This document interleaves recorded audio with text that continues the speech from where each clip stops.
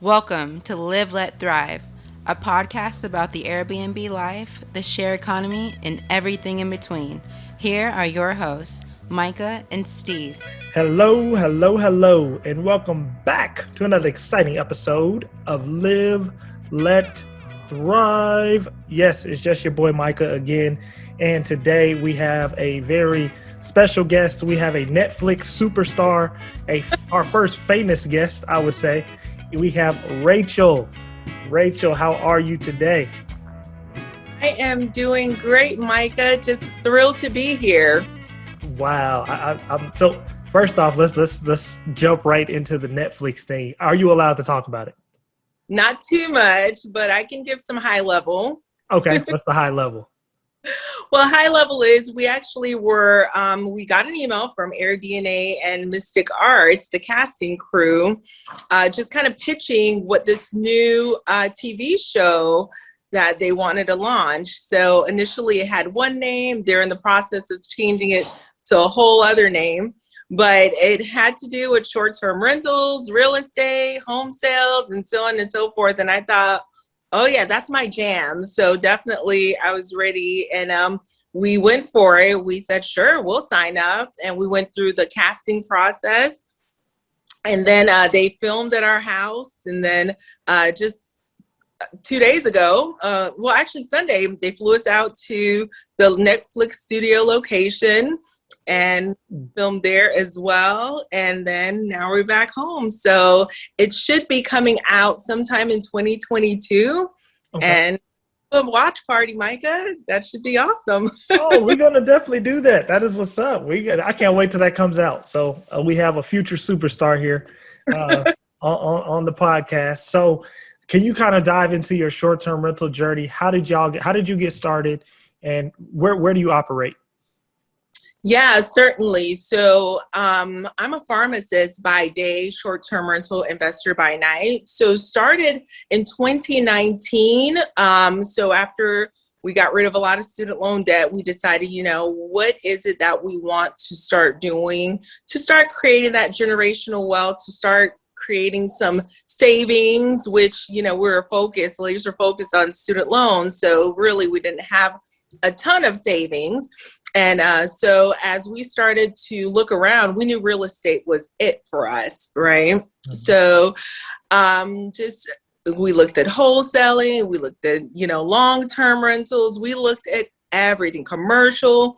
We were looking at, 20 units for $300,000 in the rural areas. I mean, we looked at everything. And so I had to do an evaluation of myself. You got to kind of do a self-inventory and know kind of what you're made of and what your skill sets are. And so spent a lot of years, a lot of money getting my education. And so we went and saw this house, and this was the pivot shift for us. So we went and saw a house, and of course everyone's watching HGTV, so we're thrilled. So we drove all the way down to Alabama, a couple hours away. So we're in the south of Atlanta. So we're in the Georgia market. Drove a couple hours away to look at this house that was a small little 2 or 3 home. It looked stunning on the photos. And I'm sorry, I got a call. It looked stunning on the photos. And so we get there and we're communicating with the homeowner along the way. And we get there and I start to recognize the area. I'm like, okay, I was born in Haiti.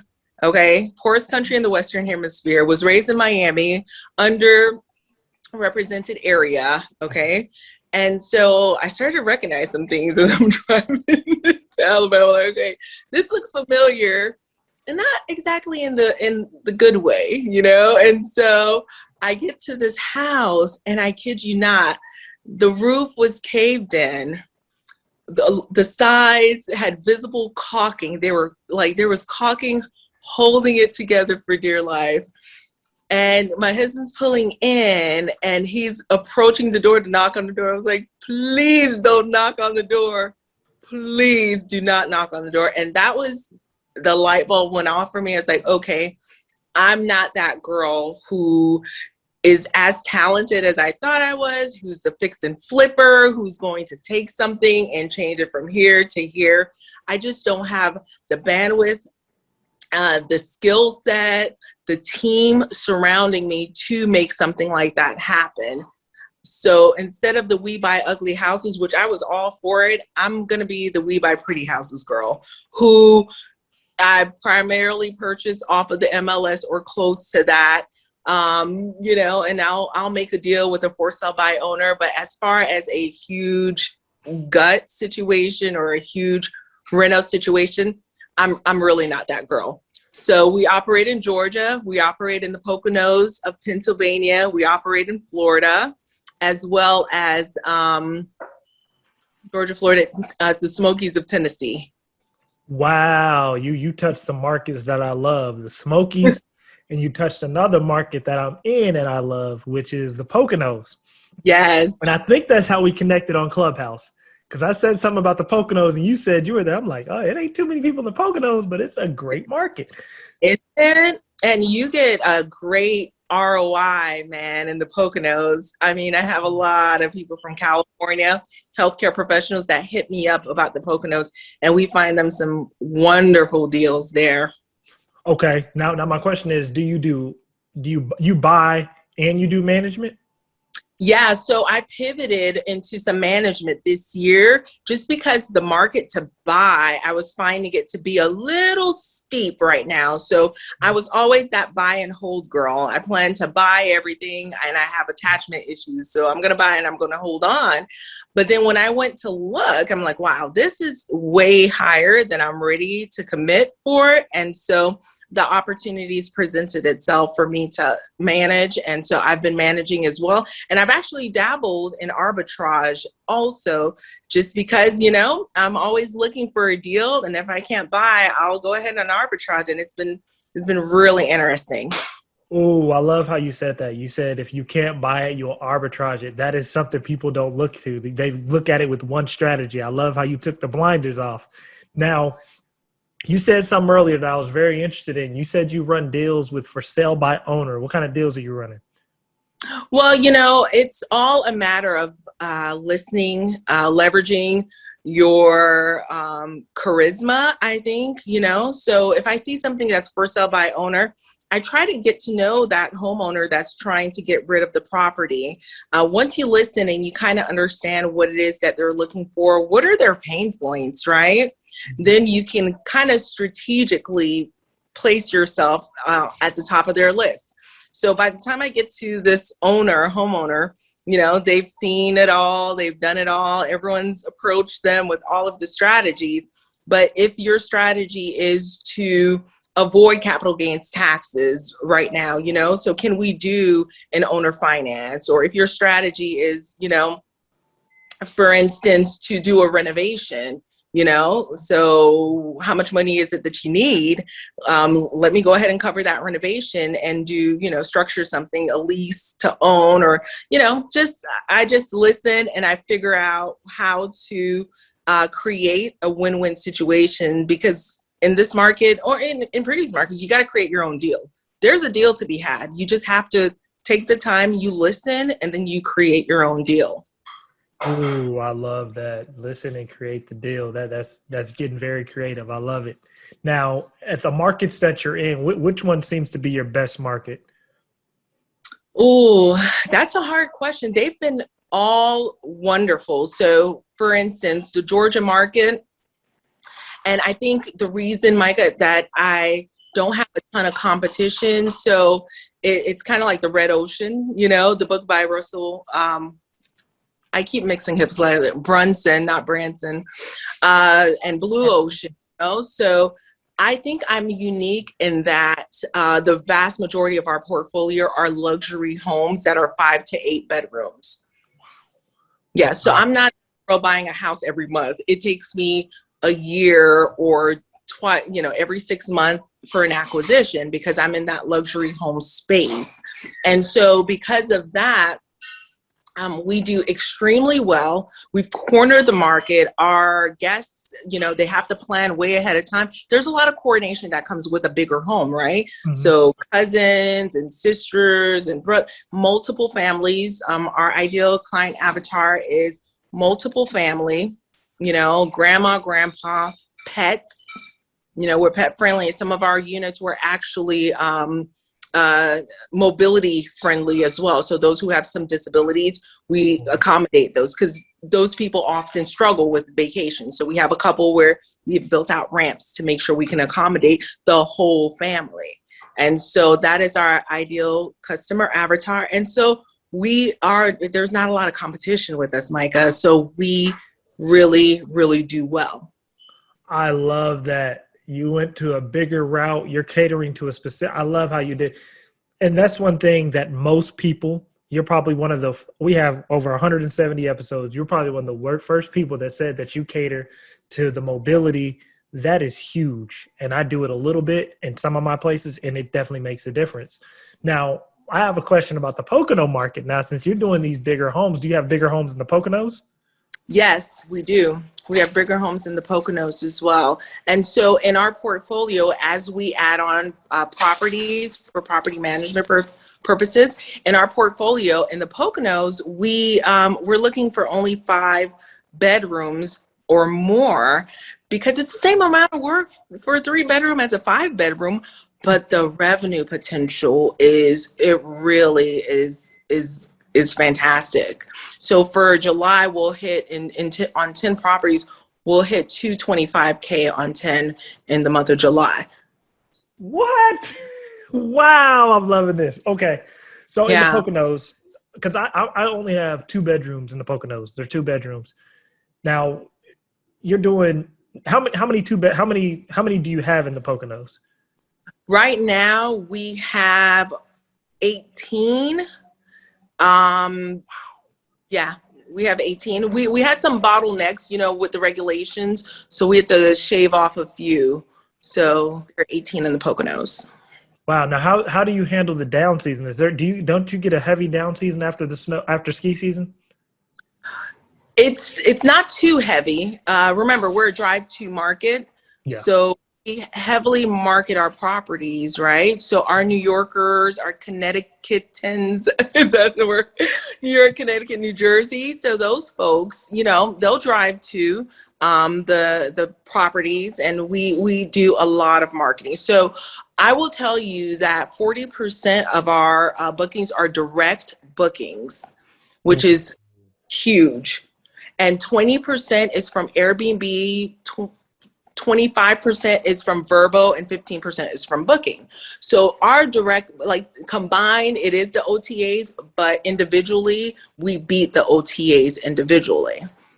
Oh, now I have a question. What's your marketing strategy to get that? Because I'm really interested on the direct booking side.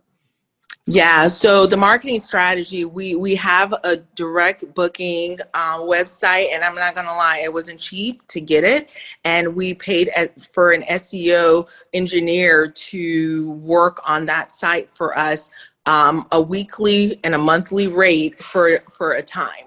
And so what they did was they created blogs, they created deals, they created a whole funnel situation so that our one of our VAs, he's just looking every day if there are orphan days or anything like that. He knows that this funnel needs to go into effect for these days. They'll receive something like our previous guests will receive something like, hey, why don't you drive up real quick over the weekend? And it'll only be stratified to those in the drive-to markets. So New York, New Jersey, Connecticut, why don't you drive up over the weekend, and no joke, with Lulu, the dog. We'll name Lulu because we take the pet names also. And I'm giving you all the secrets.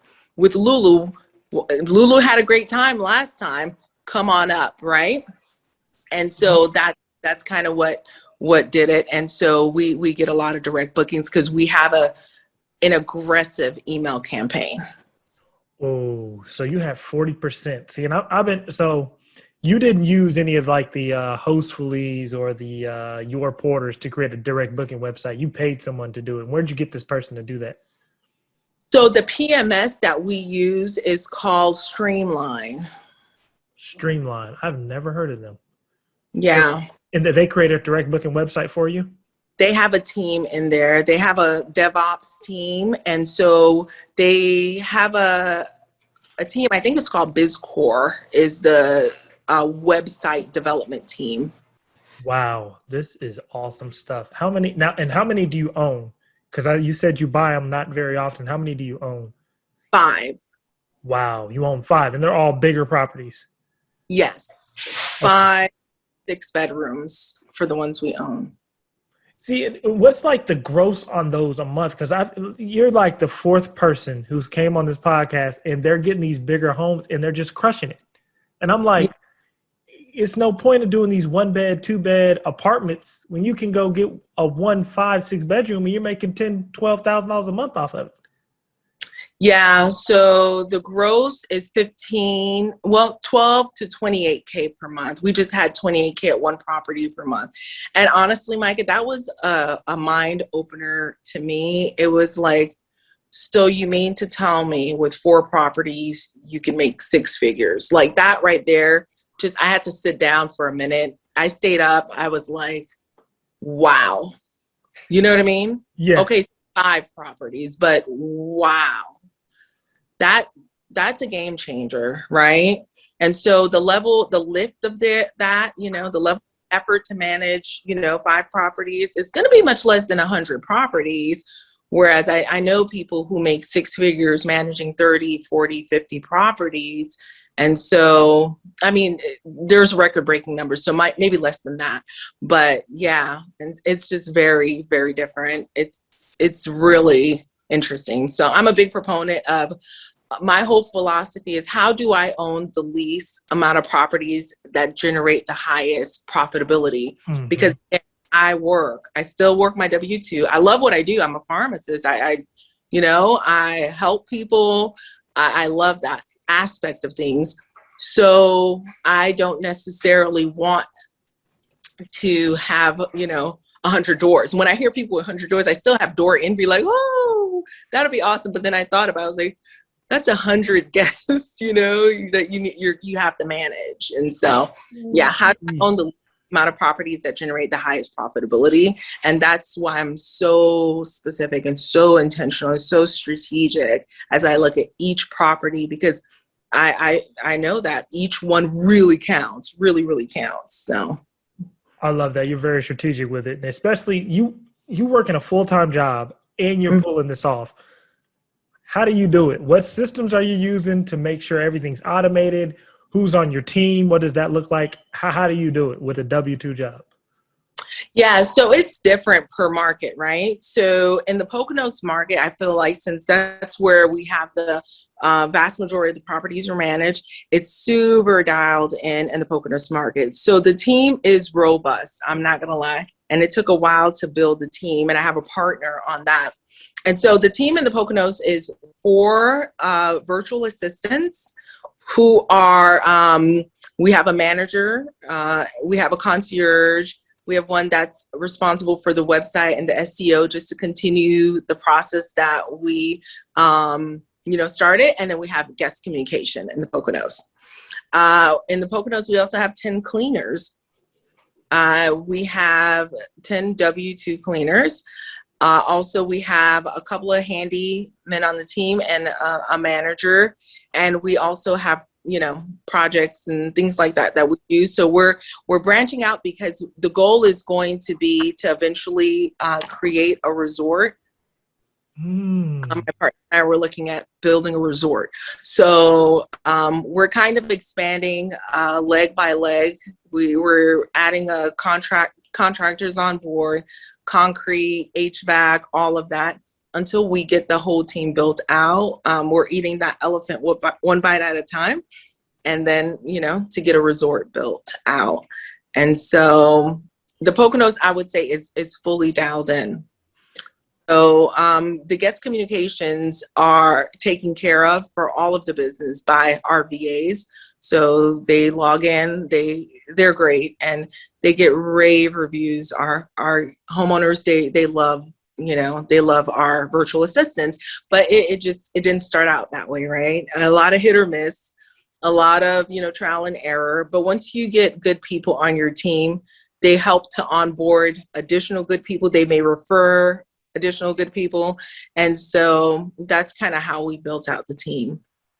Wow. Now, since you're in so many different markets, and that was just a great thing you just outlined, what would your suggestion be to someone who's going to branch out to different markets but they don't particularly live?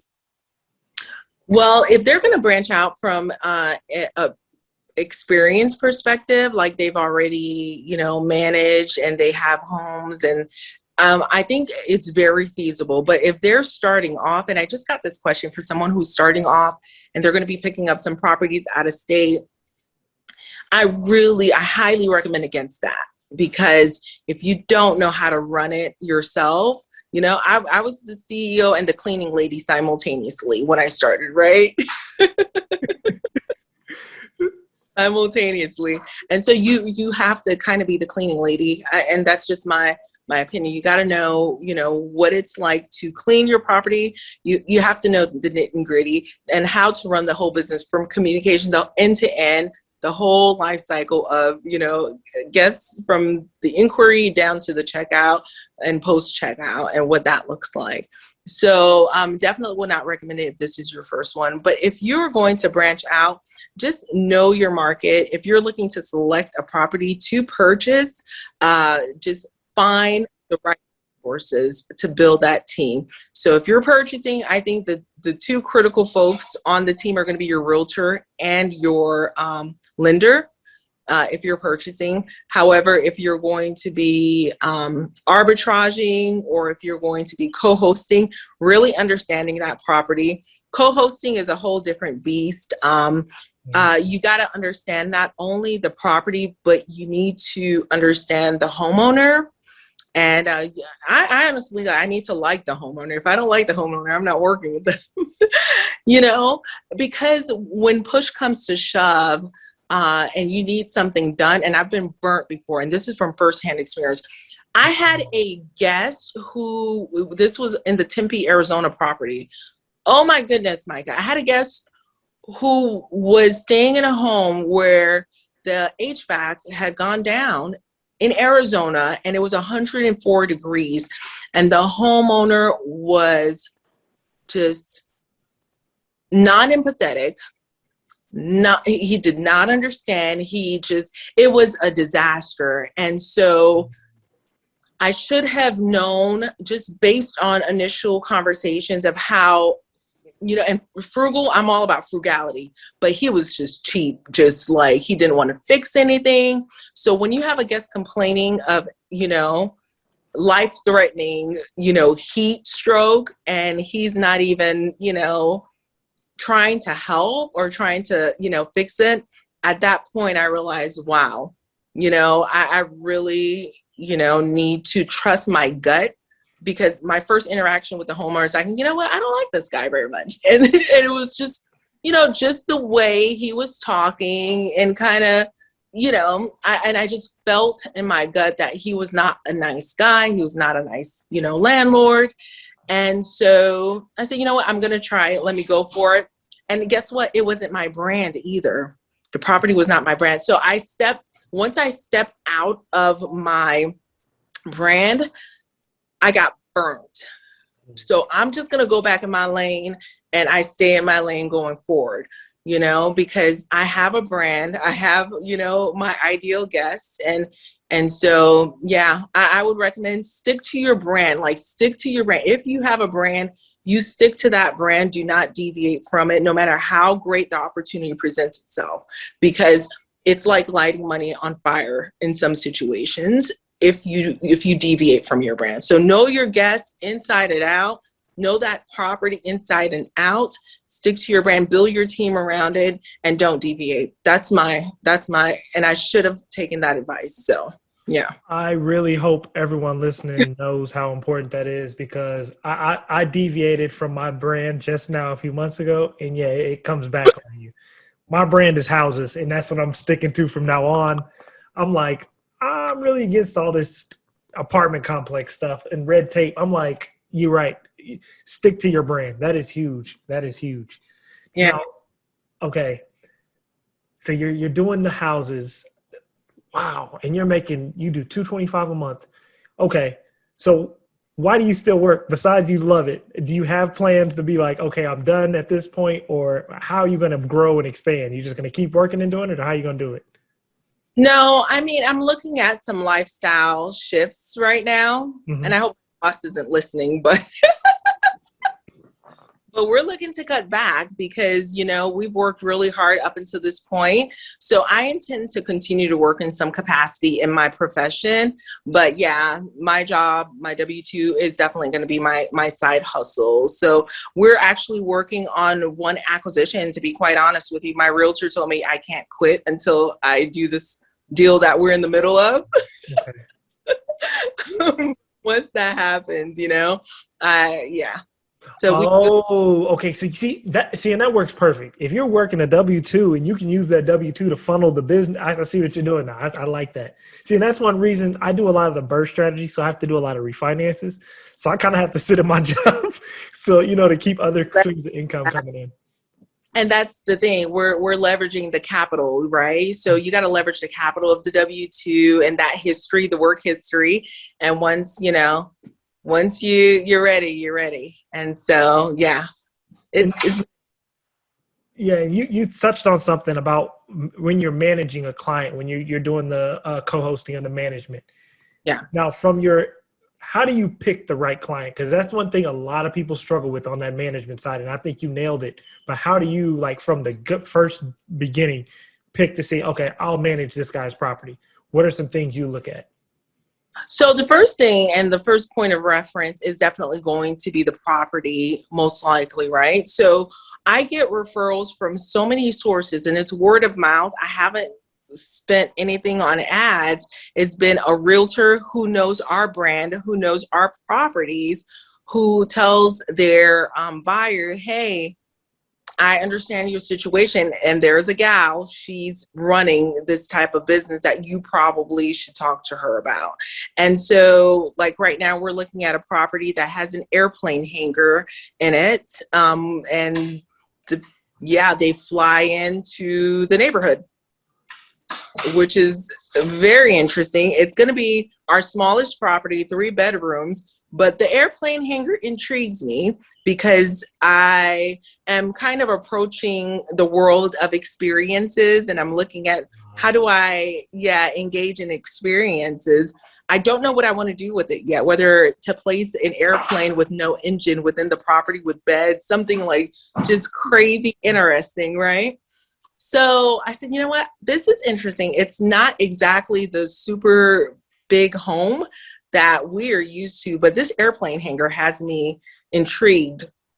So, already, okay, so that checked the box. I go through an entire home evaluation process to see if the numbers are there because not to be mean, but I need numbers that are going to want to make me get out of bed, in the morning and do something, And so something to motivate me. And the numbers were there. And I knew that based on the way I would position the property, we would be able to hit some good numbers nevertheless. And then the communication with the homeowner started. And so just the communication, we had coffee. There was some synergy. He gets me, I get him.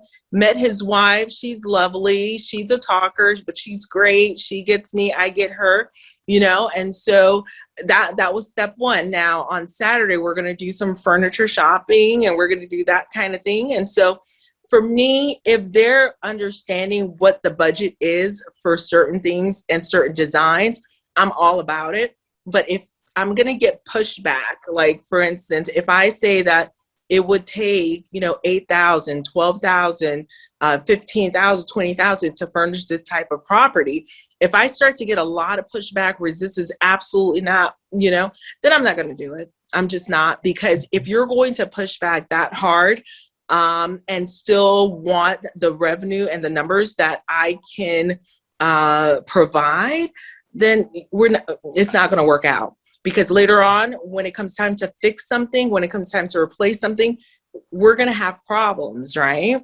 And so that's, for me, that's a big deal. So when we have coffee, how did it feel? Is this person of a mindset that there's synergy? And if I start to talk about budget and numbers in order to create, a design or a property that's, if it's already furnished, I could definitely tweak some things, add some things. But if it's empty, we're starting from scratch. and there are unrealistic expectations of what you can put in the property. We can't use grandma's old sofa that's like smelly and ugly, right? Mm-hmm.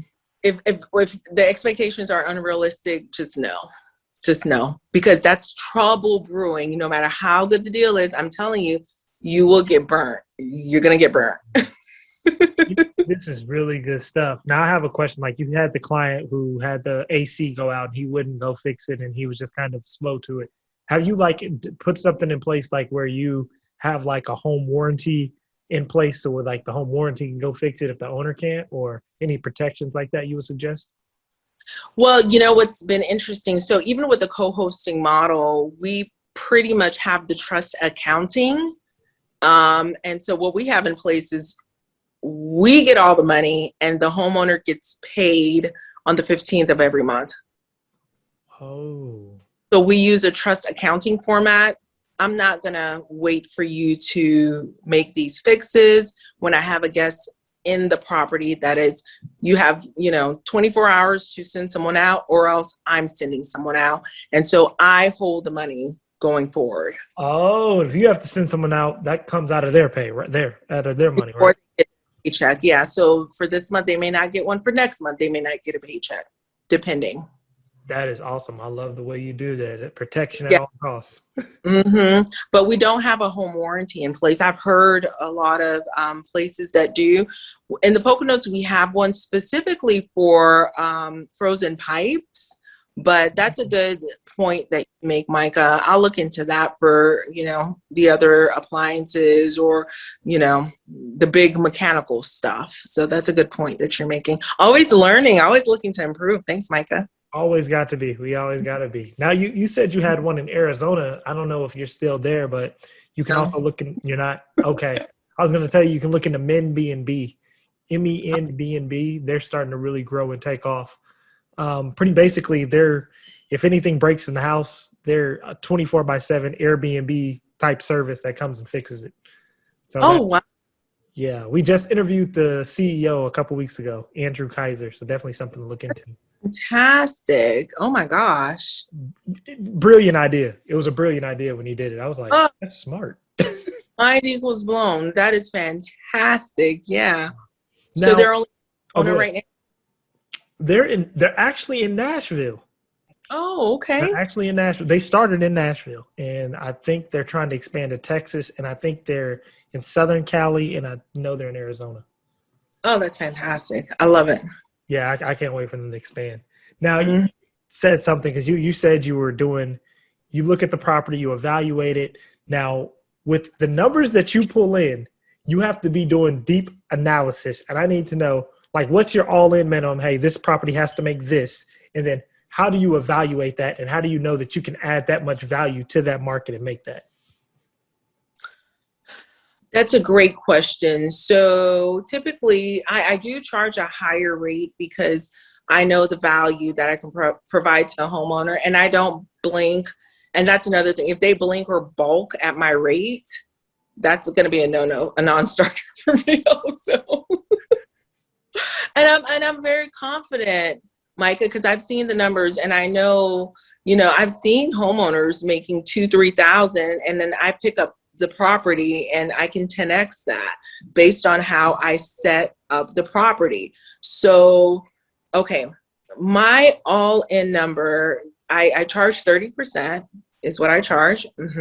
And so I do a lot of pricing. I'll do a mock-up of a price analysis using a pricing tool for dynamic pricing. And I'll do that. I'll look at, the competition. What's so good about Airbnb, for instance, is the competition is open source, right? Mm-hmm. So say your property is on this street, right? And it's a $300,000 property, or say it's a $200,000 property, right? And if you go 3 blocks over, and these are $1 million homes, right? And they have XYZ types of amenities.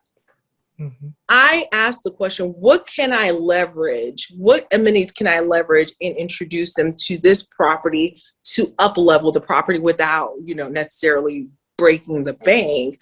And so I draft off of those neighboring homes that are higher value, they're getting a higher rate of return, and so on and so forth.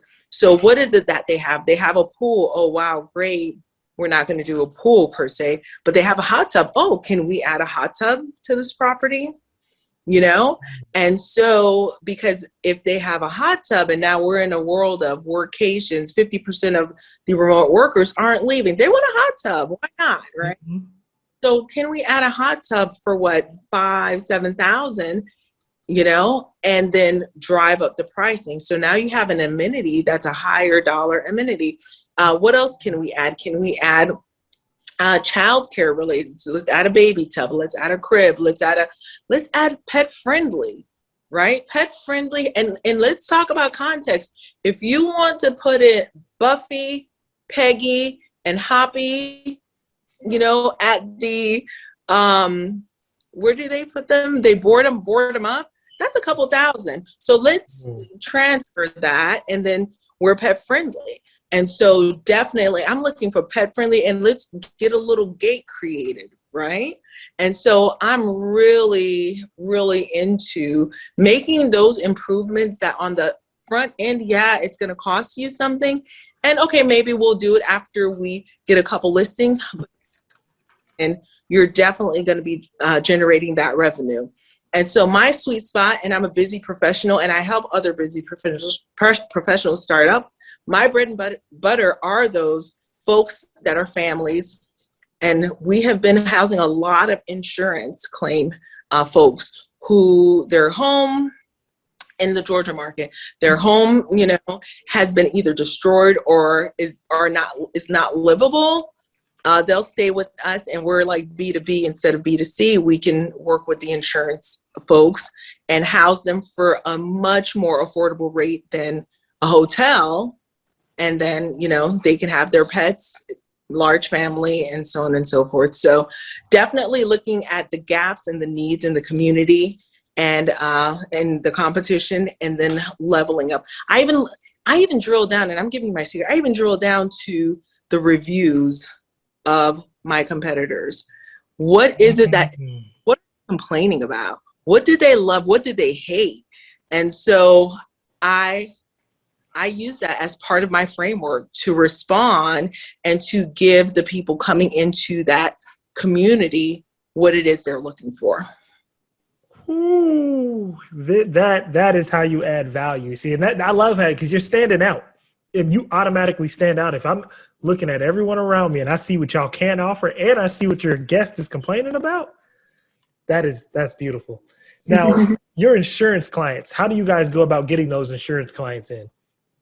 So those insurance clients are primarily in our Georgia market, not in the Poconos markets at all. So let's say each market has its own personality. The Poconos, the Florida, Panhandle, these are vacationers, right? The Smokies, these are all vacationers. Suburbia, south of Atlanta are my suburban area. So those clients, they come in different ways, shapes, and sizes, right? So we advertise not only on Airbnb, we advertise on a website called Corporate Housing by Owner. Mm-hmm. And they found us on Airbnb, Corporate Housing by Owner, VRBO, on those sites for the most part. So they're looking. And so, and again, Red Ocean, Blue Ocean, if they're looking for a 2-bedroom place, they can go to a hotel, they can go to their typical corporate housing partners. But if they're looking for a family, there's a woman, she said, imagine cooking for a family of 10 in a hotel. Not happening.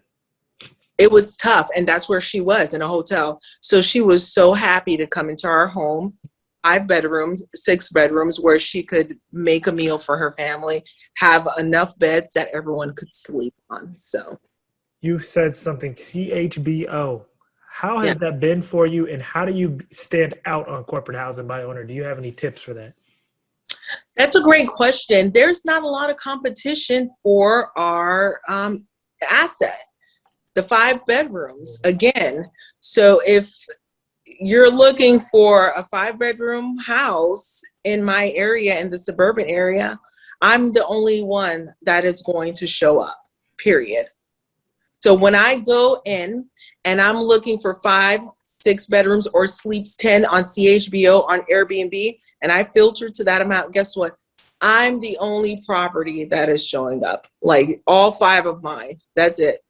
Now that Airbnb has loosened their search a bit so that they can incorporate other neighborhoods, like, you know, that kind of annoys me. I'm like, hey, you know, but there's not a lot of competition. You know what I mean? Ooh, so you have the 5-bedroom model. There's nobody even competing with you on that model, and you're adding all the extra value adds. Wow. I hope y'all are taking notes, because this is an earful, because I'm about to go make sure I'm doing better than my competition after this. And I love how you said you stuck to that brand of the 5 bedrooms and no one can compete with it. So congratulations to you and your company, and I hope y'all continue to keep killing it and thriving. Now, before we go, I have one important question I want you to answer. What advice would you give to someone who's looking to get started in the short-term rental space? My advice would be to start by starting. You know, it's 2021. We have analyzed, and a lot of people have listened on Clubhouse. They're listening to podcasts. Start by starting. Do something, because there's a power in doing that first deal.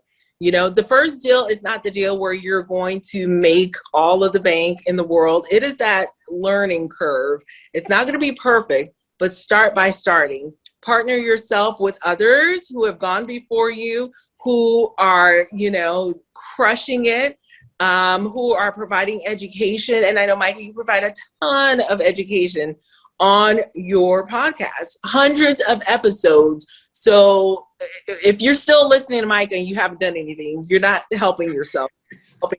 Do something. Start by starting. Start something, whether it's a house hack in one of your rooms, you know, I know COVID, but whether it's a house hack in one of your rooms or something, get started, start by starting, and then, you know, continue to get educated, leverage those who are around you who are crushing it so that you can continue to grow.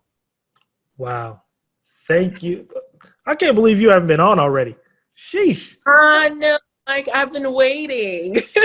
Oh, man. And to anybody out there waiting, if you have this type of value, please sign up. You can go to the link in my bio. Please sign up. Sometimes me and Steve really don't get around to asking people. Like if someone strikes up a conversation, we'll be like, hey, you want to be on? And that's what happened. I think we were in a group. You strike up. I'm like, oh, get on. Wow. Because you just really, you've made me change some things. I'm decided this day forward, I'm doing houses only, for real. I'm sticking to that. But wow, thank you so much for coming on. You just provided me a ton of value. I'm about to do a lot of deep dive research on what I need to do to improve. So thank you for coming on. And where can people find you? If you go to www.shorttermgems.com, I've got a little webinar that I'm going to share with everyone, like a little masterclass really on how to get started in luxury short-term rentals. So www.shorttermgems.com. You can find me there for sure. Okay, I'm about to hop on there too, see how I can get on the luxurious side. Yes. Yes. Well, Rachel, thank you for coming on. And is there anything we can be of value to you in, let us know, and we can see how we can work that in. That'd be awesome. Thank you so much, Micah. Thanks for having me. This was so much fun. Oh, yeah, definitely. Yeah, we got to have you back when you're doing $1 million a month. We'll get you back. Oh, hey, I received that, sir. Yeah, you're going to do it. I know you will. Keep on crushing it. Thank you. Thank you. I appreciate you, Micah. You have a good one. And I miss your partner in crime there. Steve, yeah, he'll be back next week. He's been on the move. So, yeah, thank you. And thank you for coming on. It's been a pleasure.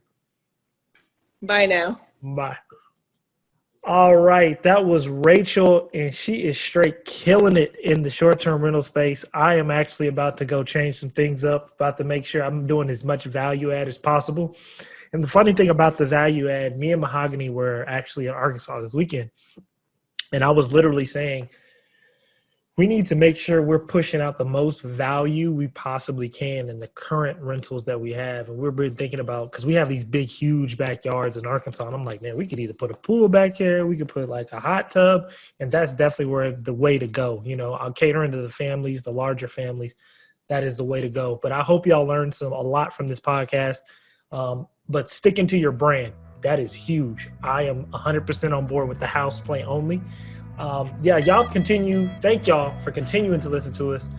Hit us up, liveletthrive@gmail.com. Follow us at Live Let Thrive on Instagram. You can also follow me on Instagram, Micah Artis, MYKAARTIS. And thank y'all for listening. We are out. Peace.